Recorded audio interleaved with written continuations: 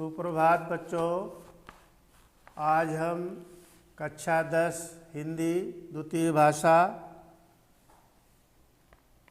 शीर्षक है चोरी। लेखक का नाम यशपाल जैन, जन्म 1912, मृत्यु 2000 ईस्वी।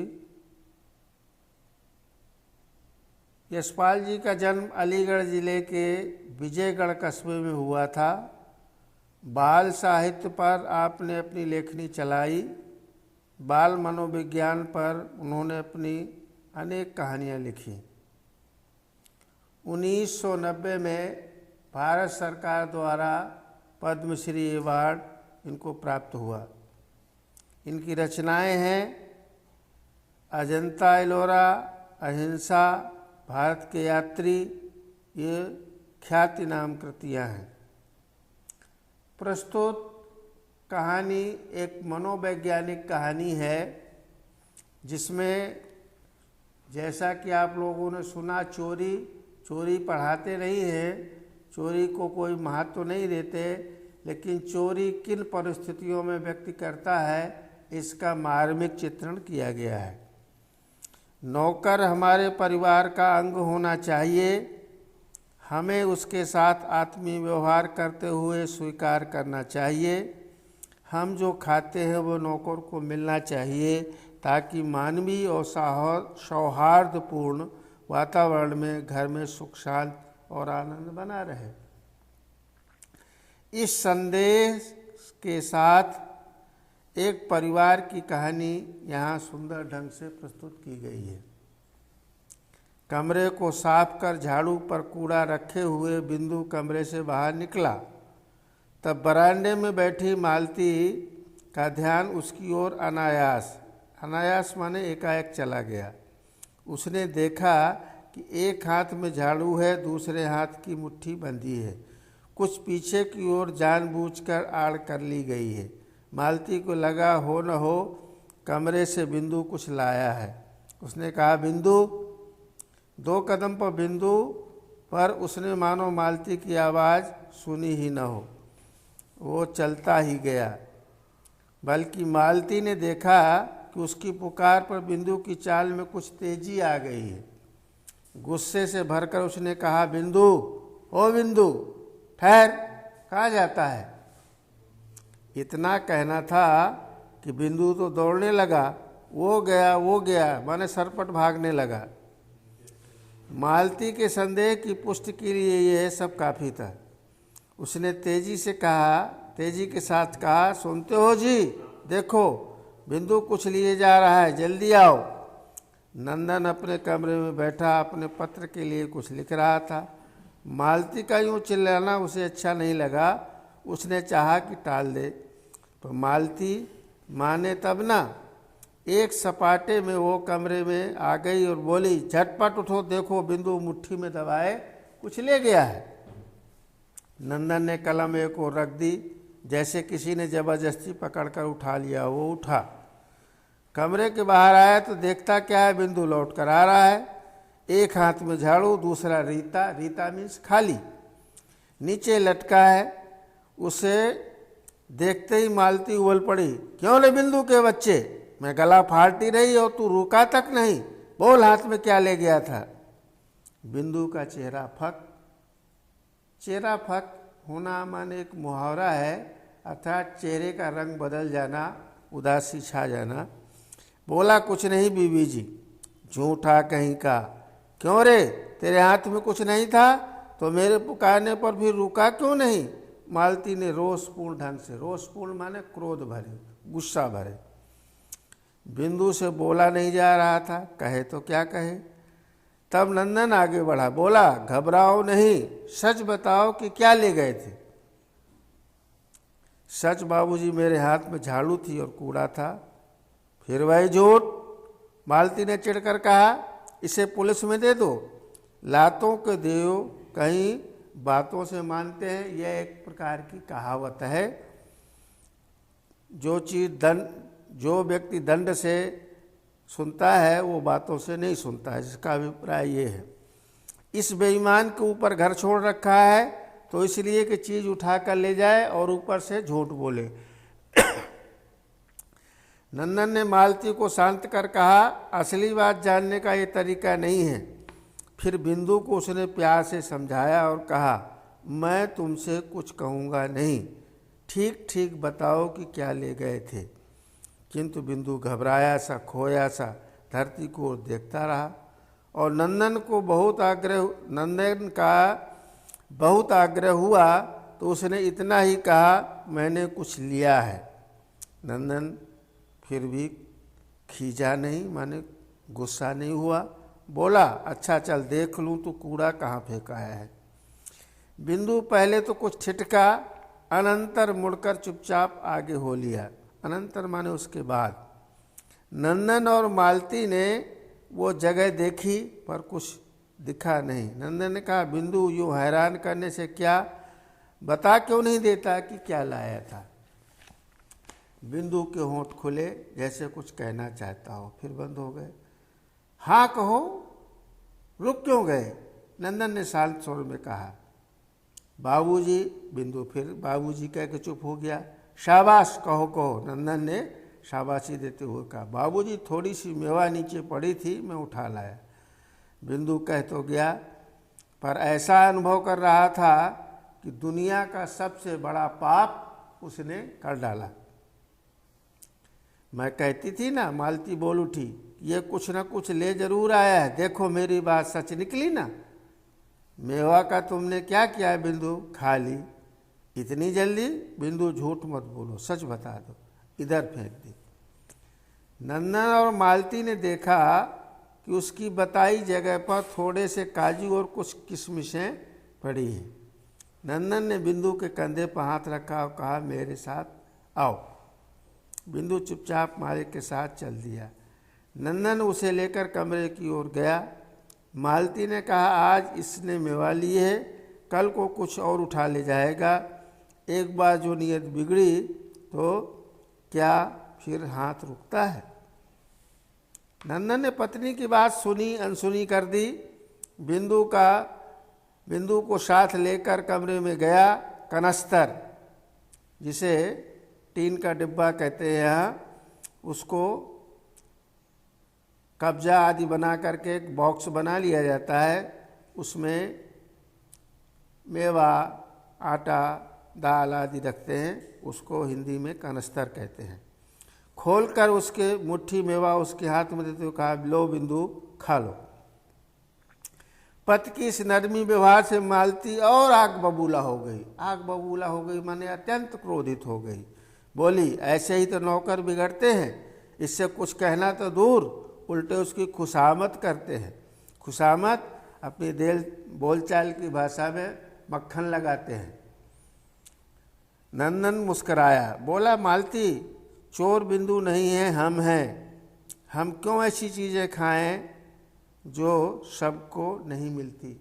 यहाँ पर गौतम बुद्ध की दी हुई शिक्षा का ज्ञान मिलता है।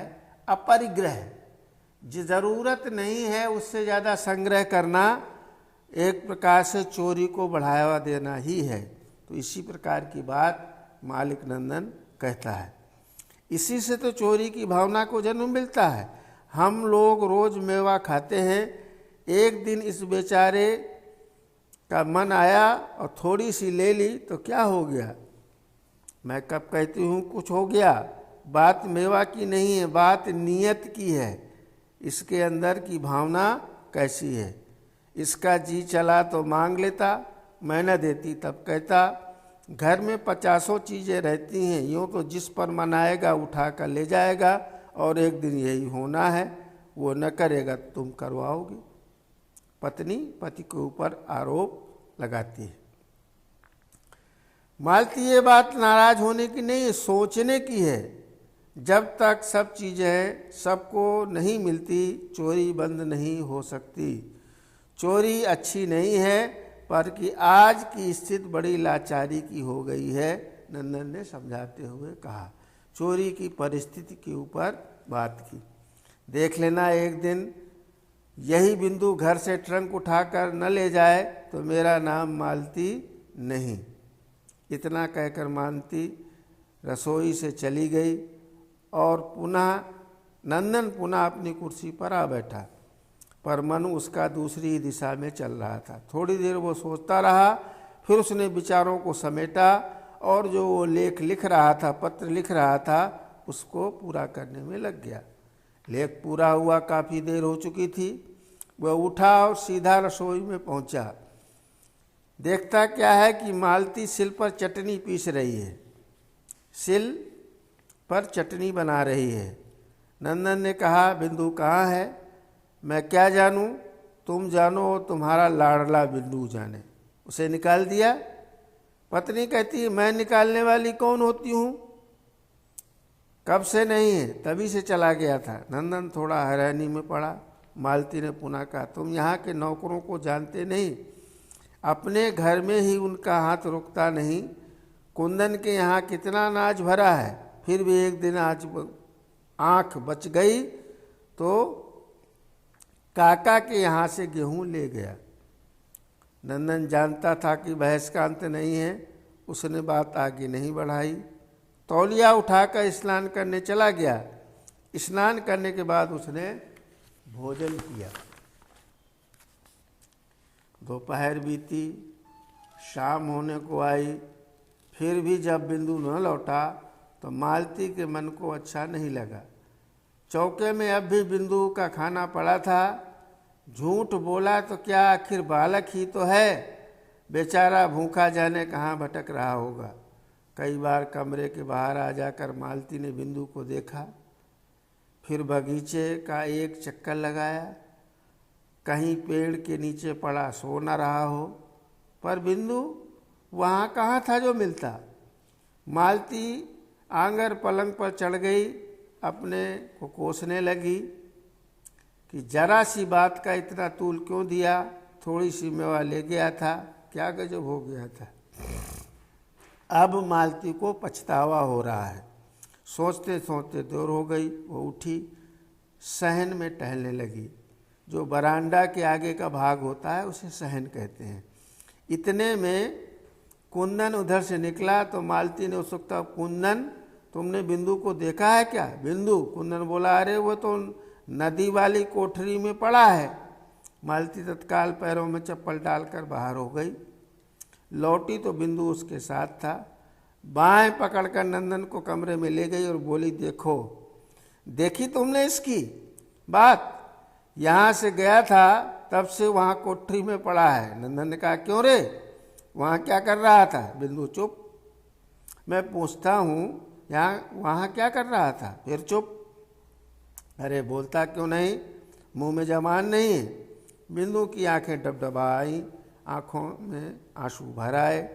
मालती ने कहा, इस पागलपन को देखो, सवेरे से कुछ नहीं खाया, भूखा प्यासा पड़ा है, चल खाना खा। नंदन के कुछ कहने से पहले वह उसे चौके में ले गई, स्वयं परोस कर उसे खिलाने लगी। बोली, पेट भर खा लेना, भूखा मत रहना। नंदन ने पत्नी की बात सुनी और प्रसन्नता भरी मुस्कुराहट उसके चेहरे पर दौड़ गई। यहाँ पर पाठ पूरा होता है। पाठ से ये सीख मिलती है कि हमें उतनी ही चीज़ों का संग्रह करना चाहिए जितनी हमारी ज़रूरत हो, अधिक संग्रह नहीं करना चाहिए, और दूसरों की आवश्यकता को भी ध्यान देना चाहिए। शब्दार्थ देखें। अनायास माने अचानक, बिना प्रयत्न के। संदेह माने शक, रीता माने खाली, कनस्तर जैसे मैं टीन का डिब्बा बताया। नियत को उर्दू में कहते हैं दानत। बहस, चर्चा। गला फाड़ना, जोरों से चिल्लाना। कोई व्यक्ति अगर जोर जोर से बोले तो कहते हैं, क्यों गला फाड़ रहा है, शांति से बोलना।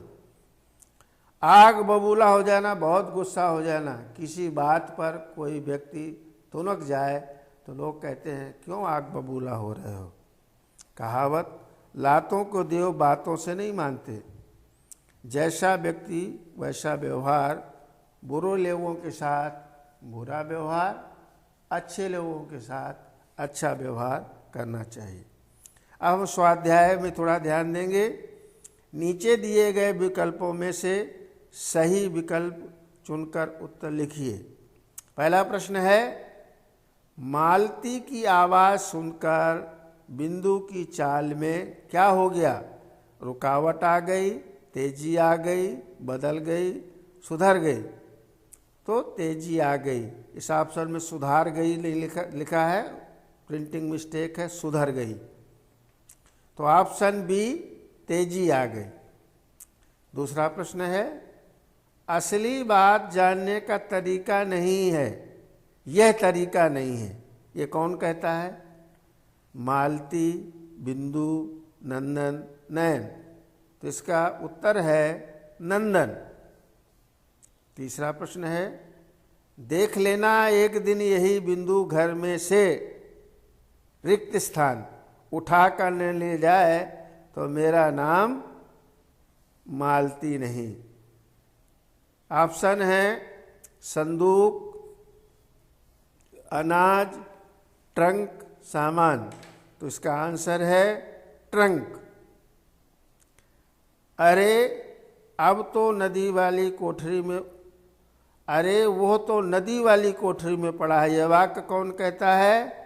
तो आंसर है कुंदन। नंदन, मालती, उत्तर में कुंदन आएगा। पांचवा प्रश्न, नंदन ने पत्नी की बात सुनी तो उसके चेहरे पर फिल इन द ब्लैंक आ गई। चिंता की रेखा, प्रसन्नता भरी मुस्कुराहट, प्रसन्नता, मुस्कुराहट। तो उसका उत्तर है प्रसन्नता भरी मुस्कुराहट। निम्नलिखित शब्दों के विलोम शब्द लिखिए। विलोम का मतलब विपरीत या विरुद्धार्थी, इंग्लिश में अपोजिट। बेईमान, ईमानदार, ईमानदार। मालिक, नौकर। असली, नकली। झूठ, सच। यहाँ पर एक चीज़ बच्चों में ध्यान दें कि जब विलोम लिखते हैं तो क्रॉस का चिन्ह लगता है। देखिए, झूठ, क्रॉस, सच, सभी में इक्वल का निशान नहीं लगता। निम्नलिखित शब्दों की भाववाचक संज्ञा बताइए। बच्चा, बचपन, बच्चापन नहीं आएगा, बचपन। मुस्कुराना, मुस्कुराहट। लड़का, लड़कपन, ये भी आएगा, लड़कपन। लड़कापन नहीं लिखना, बहुत बच्चे लड़कापन लिखते हैं। प्रसन्न, प्रसन्नता। बूढ़ा, बुढ़ापा। फिर से देखेंगे, बूढ़ा का बुढ़ापा की जो मात्रा है वो हर्षायु हो जाती है, बूढ़ापा नहीं होता, बुढ़ापा। पागल, पागलपन। चोरी, चोर का चोरी। यहाँ पर बच्चों पाठ पूरा होता है। धन्यवाद।